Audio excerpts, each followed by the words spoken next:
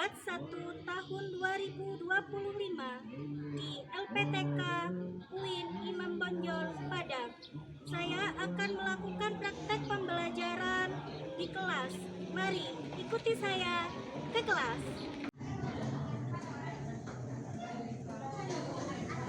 Assalamualaikum. Waalaikumsalam. Assalamualaikum warahmatullahi wabarakatuh. Waalaikumsalam warahmatullahi wabarakatuh. Silakan ketua kelas disiapkan belajar. Tujuh siap. Siap. Sudah dimulai. Bismillahirrahmanirrahim.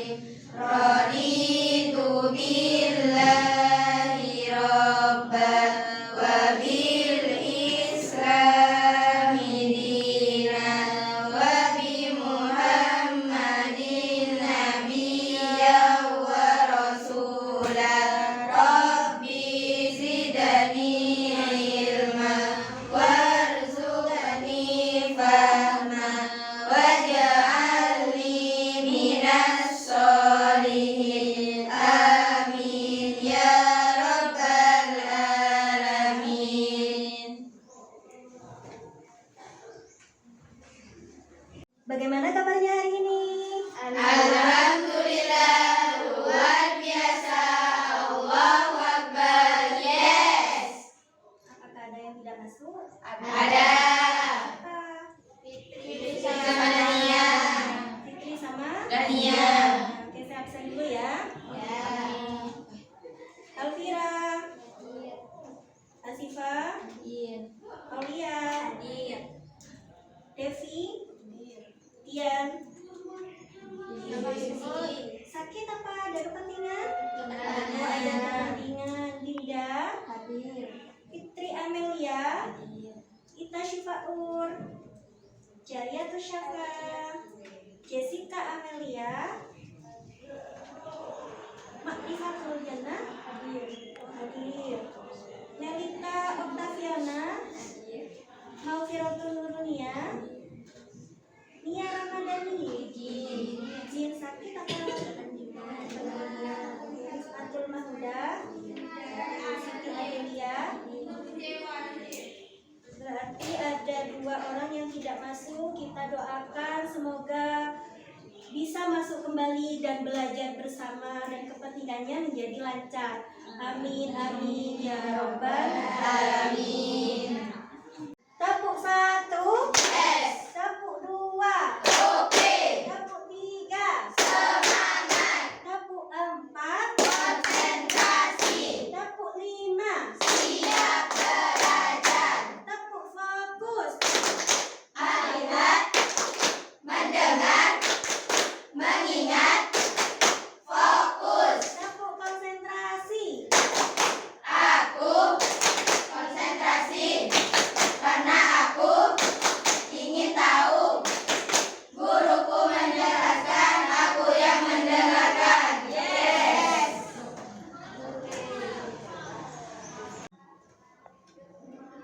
Oke, kita kemarin sudah belajar tentang apa? Hadis, sunnah, Kita sudah belajar pengertiannya kemarin. Sekarang saya mau tahu apakah masih ingat apa hadis itu? perkataan Nabi. Perbuatan Nabi. Oke, dan ketetapannya Nabi. Nah, kemudian pernahkah kalian membaca hadis? Pernah. Oke, salah satu Al-haya'u minal iman. Al-haya'u Minal iman. itu adalah termasuk sebagian dari iman. Itu adalah hadis dari Nabi, Al-haya'u minal iman.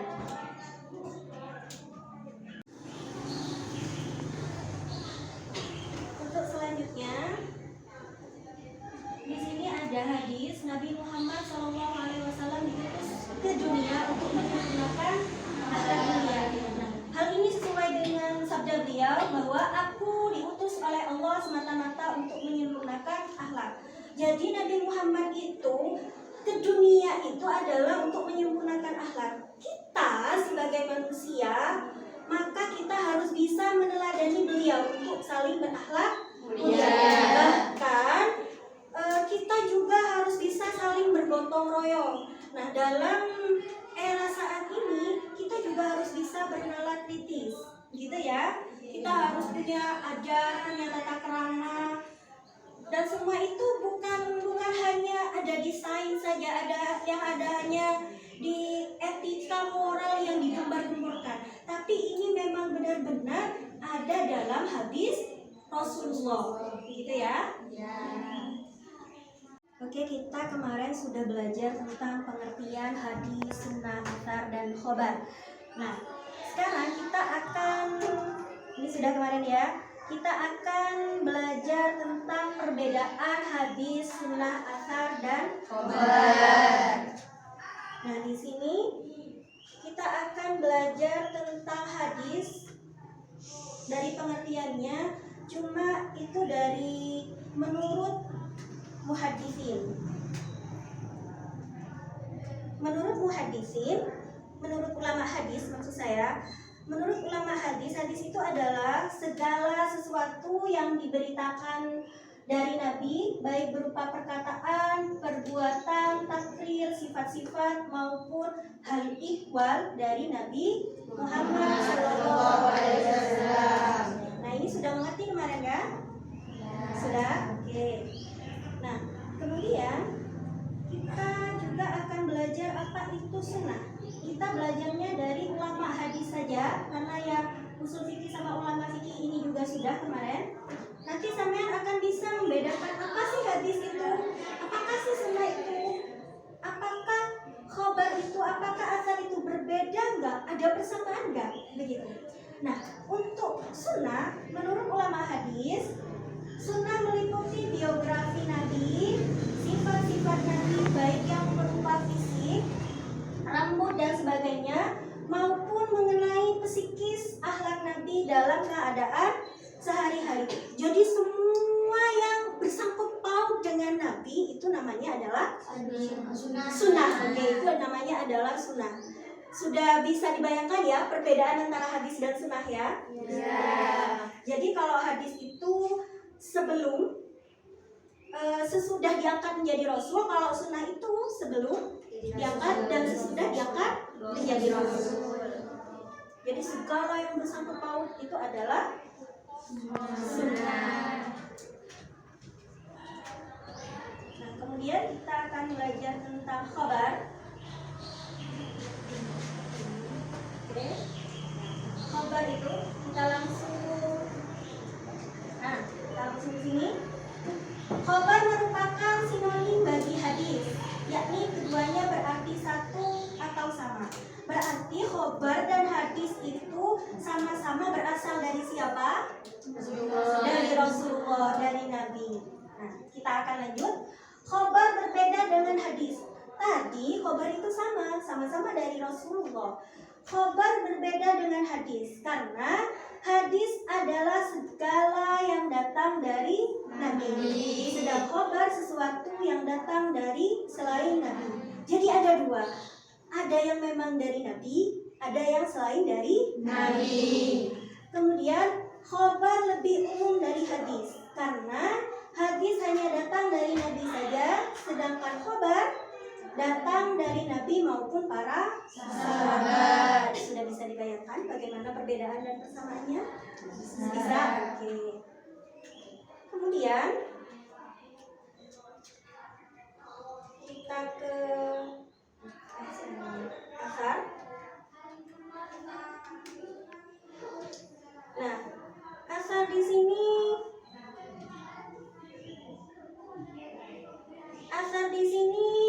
adalah sama dengan khobar juga hadis, disandarkan kepada Nabi. Dari tadi kok Nabi saja gitu ya, dari hadis, sunnah, khobar. Nah, sekarang asar juga dari Nabi, tapi dia juga si asar ini juga dari sahabat dan juga dari tabi'in. Tabi'in itu adalah setelah sahabat, gitu ya. Nah ini lebih ke sahabat dan tabi'in. Begitu. Paham?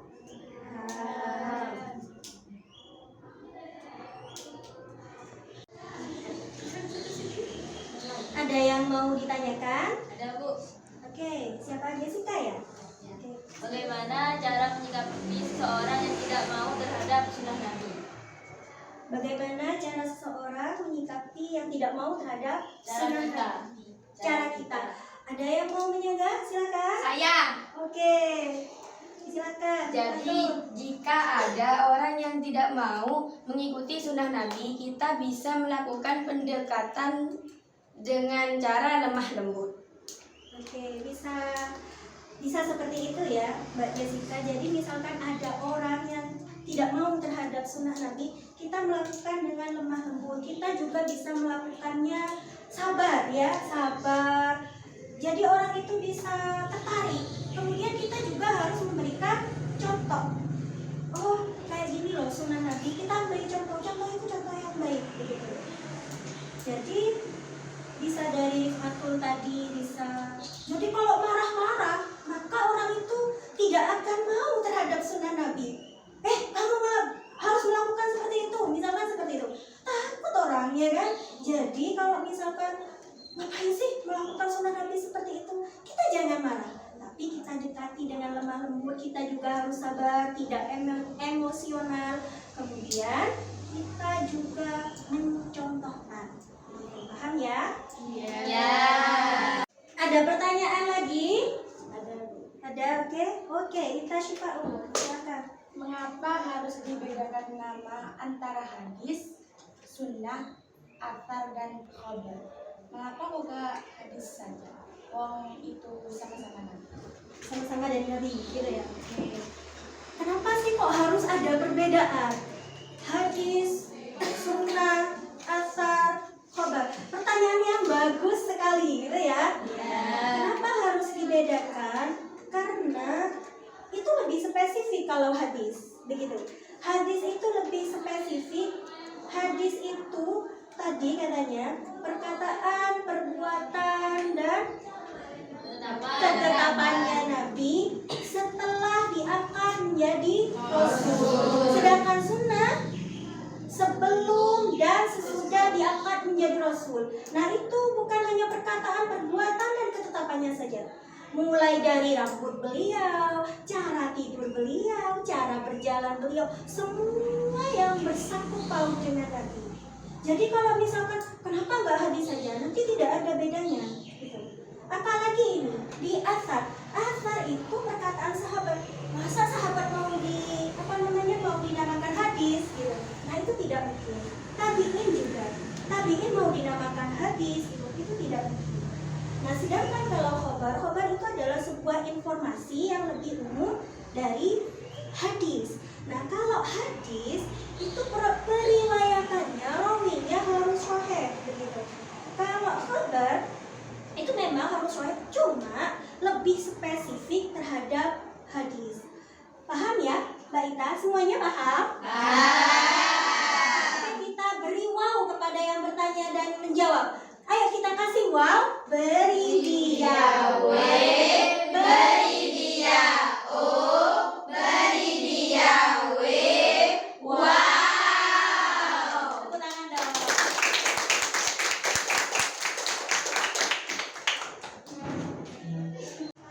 Ada pertanyaan lagi? Ya. Kalau sudah tidak ada, maka selanjutnya adalah membentuk menjadi 3 kelompok. Ya, kita membentuk menjadi 3 kelompok. Kemudian tugasnya tentukan persamaan hadis, sunnah, khobar, dan athar. Kita diskusi ya. Kalian diskusikan di tiap kelompok. Yang kedua, tentukan perbedaan hadis, sunnah, khobar, dan athar. Kemudian yang ketiga, bagaimana pendapat kalian tentang kehidupan saat ini yang tidak ada dalam hadis, sunnah, khobar maupun athar? Kalian juga bisa mengamati perilaku orang di sekitar kita. Paham ya? Kemudian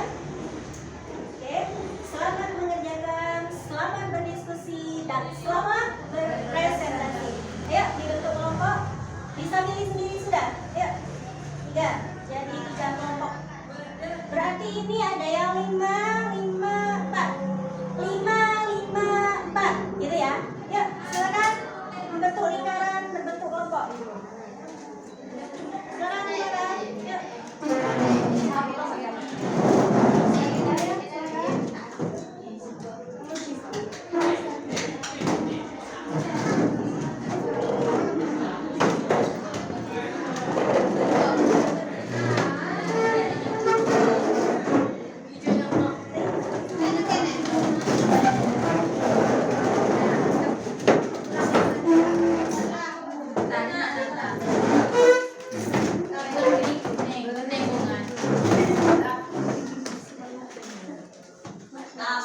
Oke, sudah siap kelompoknya.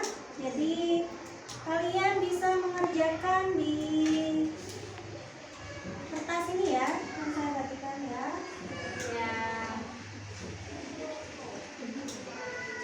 Oke, selamat mengerjakan. Jadi hadis menurut kalian itu gimana sih?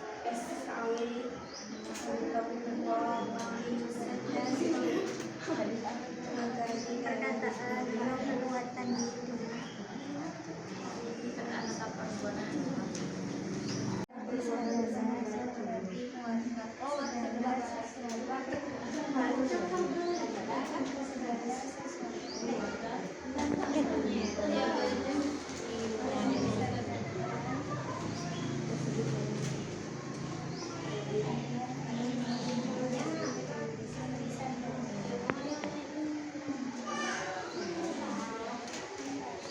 Yang didasarkan oleh Nabi Muhammad.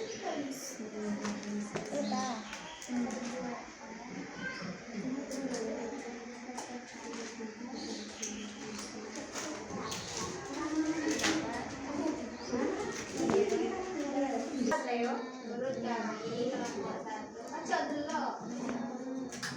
satu. Jadi kami yang ya. Oh, kurang jelas. Iya, kami yang ya. Semua. Oh, sorry. Menurut kelompok kami susah membaca hadis. Agak.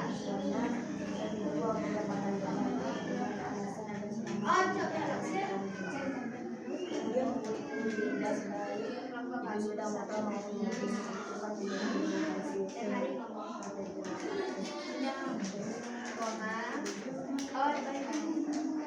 Sudah selesai? Sudah. Karena memang waktunya sudah habis, kita mulai dari kelompok 1 dulu ya. Ya. Bisa dipresentasikan hasilnya? Silakan kelompok 1.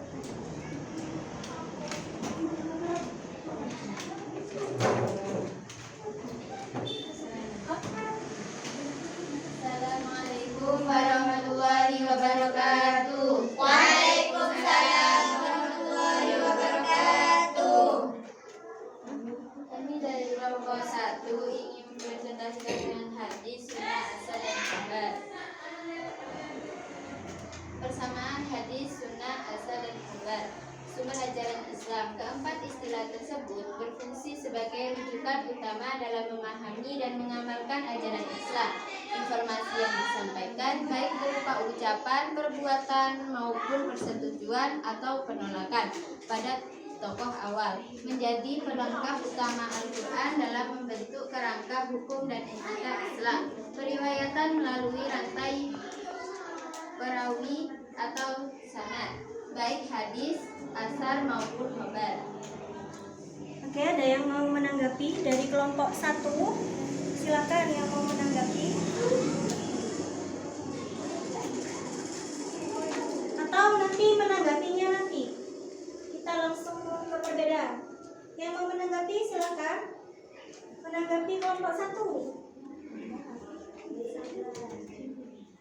Yang mau menyanggah, kelompok sana. Oh, kelompok sana, oke. Silakan yang mau menyanggah kelompok 1. Menurut kami, kelompok 1 kurang jelas maksud dari periwayatan. Menurut kelompok kami persamaan hadis, sunnah, asar, khobar dalam proses periwayatan, yaitu semua informasi tersebut disampaikan melalui rantai periwayatan sanad yang menghubungkan perawi dengan sumber aslinya. Keabsahan dan kredibilitas isi matan diukur melalui pemeriksaan sanad, sehingga ulama membuktikan pentingnya verifikasi untuk memastikan keotentikan tradisi yang diterima. Kemudian, persamaannya juga sumber informasi keagamaan. Ketiganya merupakan media penyampaian informasi tentang ucapan, perbuatan, dan persetujuan atau persetujuan yang menjadi pedoman bagi umat Islam. Oke, silakan ditanggapi oleh kelompok 1. Bagaimana menurut kelompok 2? Terima kasih atas sanggahannya. Sangat bermanfaat sekali bagi kami. Dan kami membenarkan sanggahan dari kelompok 2 bahwasannya periwayatan yang mutawatir sehingga kredibilitas terjaga merupakan persamaan dari hadis, sunnah, dan khobar. Oke, ada yang lain yang mau melengkapi? Ya, Bu. Mau menyanggah? Mau menanggapi apa mau melengkapi? Menanggapi. Oke, melengkapi, silakan. Kami tidak menyanggah, kami hanya ingin melengkapi saja. Menurut kami, persamaan hadis, sunnah, asar, dan khabar yaitu sebagai landasan penetapan hukum dan pedoman hidup. Selain Al-Quran, keempatnya menjadi dasar dalam penetapan hukum syariah serta panduan praktis bagi umat Islam dalam kehidupan sehari-hari, baik untuk aspek ibadah, hubungan sosial maupun etika. Tradisi yang memuat dalam hadis, sunnah, asar, dan khabar memberikan pedoman bagi umat Islam. Oke. Sudah ya? Oke, kita sudah menjawab yang nomor 1, persamaan hadis, sunnah, asar, dan khobar. Kita sekarang melanjutkan ke perbedaan sunnah, hadis, sunnah, khobar, dan asar. Siapa yang mau presentasi terlebih dahulu? Saya. Oke, kelompok 2, silakan. Perbedaan hadis, sunnah, asar, dan khobar. Hadis, perkataan, perbuatan, dan ketetapan yang berasal dari Nabi sesudah diangkat menjadi Rasul. Sunnah, segala yang bersangkut paut dengan Nabi Muhammad SAW setelah diangkat menjadi Rasul. Asar, periwayatan yang disandarkan pada Rasulullah, sahabat, dan tabi'in. Khobar digunakan untuk melaporkan berbagai peristiwa atau informasi baik dalam ranah keagamaan maupun non keagamaan. Oke, dari kelompok 2. Mungkin sekarang dari kelompok 3 ada yang mau menyanggah atau menanggapi atau mau mempresentasikan sendiri? Tidak ada yang menyanggah. Oke, silakan kelompok 2 kelompok 3 dipresentasikan perbedaan hadis, sunnah, khobar, dan asar. Silakan. Kelompok 3. Perbedaan hadis, sunnah, asar, dan khobar. Hadis diterima melalui rantai periwayatan atau sanad yang disusun secara ketat dan diuji dengan metodologi ilmu hadis untuk memastikan kontentikannya. Asar berfokus sunnah meskipun seringkali diambil dari hadis, sunnah lebih menekankan pada praktek, kebiasaan, dan gaya hidup Nabi secara menyeluruh. Asar berfokus pada bagaimana para pendahulu menerapkan ajaran Nabi dalam kehidupan mereka. Mereka tidak berasal langsung dari Nabi, tapi merupakan tafsir serta penerapan sunnah oleh generasi awal umat Islam. Khobar, berita atau laporan. Berita atau laporan khobar. Oke, kelompok 1 silakan dipresentasikan tentang perbedaan hadis, sunnah, asar, dan khobar. Silakan.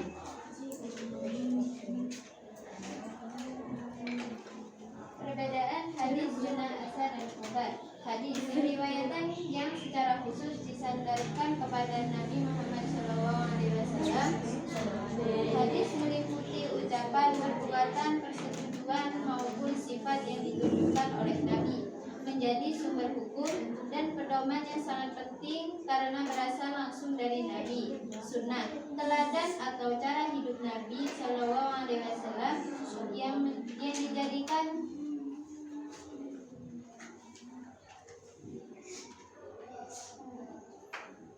yang dijadikan Contoh dalam praktik keagamaan dan kehidupan sehari-hari umat Islam menjadi acuan dalam menentukan cara hidup yang ideal sesuai cara ajaran Islam. Asal riwayat atau periwayatan yang disadarkan kepada para sahabat atau tabi'in generasi setelah sahabat memberikan gambaran tentang praktik keagamaan dan sosial umat Islam pada masa awal.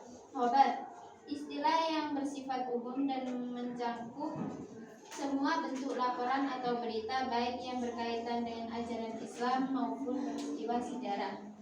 Oke. Kemudian yang ketiga, bagaimana pendapat kalian tentang kehidupan saat ini yang tidak ada dalam hadis, sunnah, khobar maupun asar? Bisa mengamati perilaku orang di sekitar kita. Siapa yang mau presentasi terlebih dahulu? Mulai dari kelompok 3 dulu ya. Silakan dari kelompok 3 dulu. Tadi kelompok 1 sudah, kelompok 2 juga sudah. Sekarang kelompok 3 dahulu. Ya, silakan. Pendapat kami tentang kehidupan saat ini yang tidak ada dalam hadis, sunnah, khobar maupun asar adalah jika dalam kehidupan ini tidak ada pada zaman Rasulullah SAW, maka kita harus memilah dan memilih apakah perbuatan tersebut baik atau buruk. Tanggapan Ada yang mau menanggapi? Saya. Oke, kelompok 1. Kalau hanya memilah dan memilih mungkin tidak terlalu sulit. Namun yang sulit adalah suatu adat yang tidak pernah dilakukan di masa Nabi. Misalnya, kebiasaan masyarakat membuat buku dengan 7 warna yang dibuang di perempatan jalan dengan alasan agar selamat dan tidak ada setan mengganggu. Kemudian buku itu dilindas baik itu sepeda motor maupun mobil. Nah, itu kan menjadi mubazir. Oke, jadi itu bisa jadi mubazir kalau cuma memilah gitu ya. Memilah, memilih baik dan buruk. Kemudian semua orang mungkin bisa gitu ya. Tapi di sini katanya kelompok 1 ada sebuah adat kita ya, memang itu adat kita. Adat Jawa, oke, adat Jawa yang memberikan kalau bahasa Jawanya itu jenang kepada jalan yang mana dibuang begitu saja kemudian dilindas gitu ya. Kemudian itu menjadi mubazir. Silakan ditanggapi. Terima kasih atas sarannya, itu benar. Makanya itu menjadi PR bagi kita sebagai generasi muda untuk mengingatkan kepada yang lebih tua bahwasannya hal tersebut tidak baik. Kalau memang niatnya baik untuk keselamatan lebih baik, Disodakokan ya. saja dengan niat yang sama. Disodakokan saja. Oke. Ada lagi yang mau menanggapi atau melengkapi atau menambah kembali? Silakan. Mungkin dari kelompok 2. Silakan. Oke. Kami mau melengkapi saja bahwa dari cerita kelompok 1 hal tersebut merupakan bid'ah syai'ah, artinya yang tidak pernah dilakukan di masa Nabi. Jika itu buruk kita tinggalkan saja, jika itu baik kita laksanakan. Misal memanfaatkan teknologi dengan tujuan kebaikan yang disebut dengan bid'ah hasanah. Oke. Ada bid'ah sayyi'ah, ada bid'ah hasanah. Kelompok 1 mungkin mau menanggapi. Oh, kelompok 3. Ya. Silakan kelompok 3 menanggapi. Terima kasih. Kami ucapkan kepada kelompok 2. Kurang semangat, yuk. Kurang powernya kurang. Terima kasih. Kami ucapkan kepada kelompok 2. Kami setuju dengan pendapat kalian. Hal ini sesuai hadis yang berbunyi kullu bid'atin dolalah wa kullu dolalatin finnar. Artinya setiap bid'ah itu sesat dan setiap yang sesat itu adalah kekal di neraka. Jadi itu termasuk bid'ah ya yang diceritakan oleh kelompok 1 tadi. 3. Ini kelompok 1. Itu jenang gugur yang dilindas sama mobil sama sama seperda itu termasuk bid'ah ya? Iya, mubazir termasuk bid'ah ya? Sayyi'ah dulu ya, yang jelek. Oke?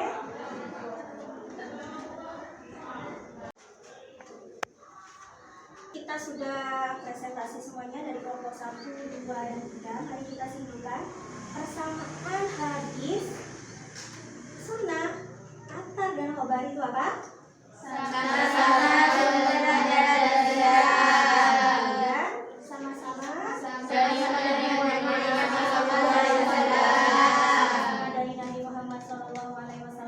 Kemudian itu juga sudah sangat mencolok perbedaan hadis, sunnah, khobar maupun athar. Seperti pertanyaannya kita tadi, kenapa kok namanya hadis saja begitu ya? Jangan hadis saja. Kenapa? Karena sudah memang berbeda. Seperti yang kalian sudah diskusikan tadi itu. Sudah paham semua ya? Masih ada pertanyaan? Ada Bu. Oke, silakan. Jadi Bu, sunnah itu hadis itu setelah Rasul Nabi menjadi Rasul, diangkat menjadi Rasul. Dan jika sunnah, Nabi sebelum diangkat menjadi Rasul. Ya, iya benar sekali. Jadi kalau hadis itu setelah Rasul Nabi diangkat menjadi Rasul. Gitu. Diangkatnya Nabi menjadi Rasul. Nah kalau sunnah itu sebelumnya. Jadi mulai dari kecil, mulai dari beliau masih kecil sampai beliau wafat, segala sesuatunya itu namanya sunnah. Kalau yang tersangkut tahu sudah. Paham ya? Paham. Kalau sudah paham, mari kita lihat depan. Oke, kita lihat depan semua. Yuk. Semangat, semangat, semangat. Sebab suksesnya kita ditentukan oleh kita sendiri. Wujudkan sukses itu dengan semangat belajar. Tetap semangat belajar bukan hanya di sekolah, tapi juga di rumah. Dan yang di pondok tetap belajar di pondok. Terima kasih. Kita doa dulu. Silakan ketua kelas dipimpin. Doa. Doa dimulai.